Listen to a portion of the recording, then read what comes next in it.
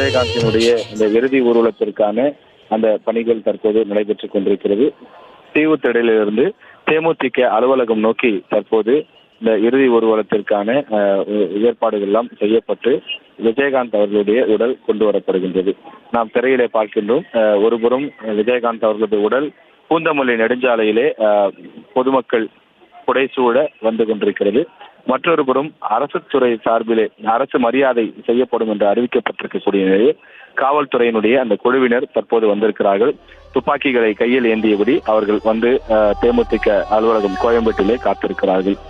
மற்றொரு புறம் கேப்டன் விஜயகாந்த் அவர்கள் உடலை சுமந்து அந்த வாகனம் வந்து கொண்டிருக்கிறது. வாகனத்திற்கு முன்னாலும் வாகனத்திற்கு பின்னாலும் ஆயிரக்கணக்கான தொண்டர்கள் குவிந்த வண்ணம் விஜயகாந்த் உடலானது தற்போது கொண்டு வரப்படுகின்றது. தேமுதிக நிறுவன தலைவர் விஜயகாந்த் அவர்களது உடல் கொண்டு வந்து சந்தனப்பேடையிலே வைப்பதற்கான ஏற்பாடு செய்யப்பட்டிருக்கிறது. 4:45 மணிக்கு இறுதி அஞ்சலி அந்த நிகழ்ச்சிகள் நடைபெறும் என்று தெரிவிக்கப்பட்டிருக்கிறது. அவர்களது வழக்கப்படி அதற்கு முன்னதாக செய்ய வேண்டிய அந்த பூஜைகள் எல்லாம் செய்யப்பட்டு விஜயகாந்த் அவர்களது உடலானது குடியில் வைக்கப்படும், இந்த இறுதி அஞ்சலி செலுத்தப்படும் என்று தெரிவிக்கப்பட்டிருக்கிறது.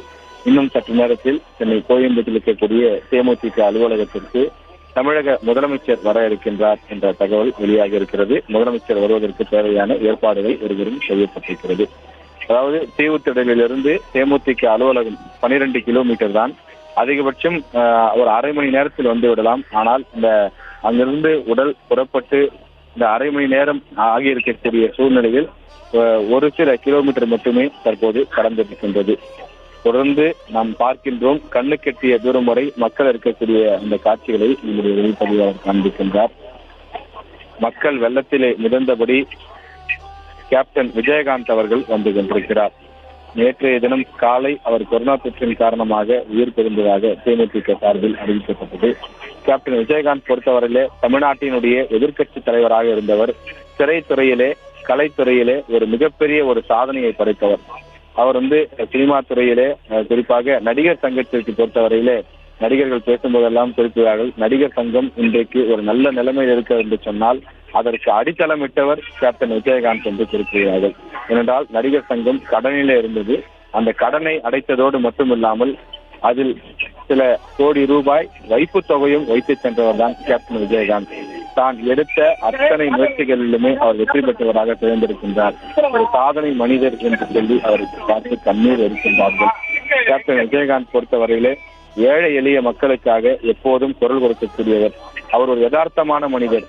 மனதிலே பட்டதை வெளிப்படையாக பேசக்கூடியவர்கள்.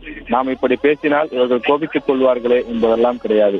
அவருக்கு தேவை நியாயம், இது சரி என்று பட்டால் அதை அப்படியே தெரிவித்து விடுவார் என்று குறிப்பிடுகிறார்கள். அப்படிப்பட்ட ஒரு நல்ல மனிதர். இத்தனை ஆயிரம் பேர் அவருக்காக மனமுருகி வேண்டக்கூடிய சூழ்நிலையில அவர் உடல்நலக் குறைவினால் கொரோனா தொற்றினால் அவரது உயிர் பிரிந்திருக்கின்றது.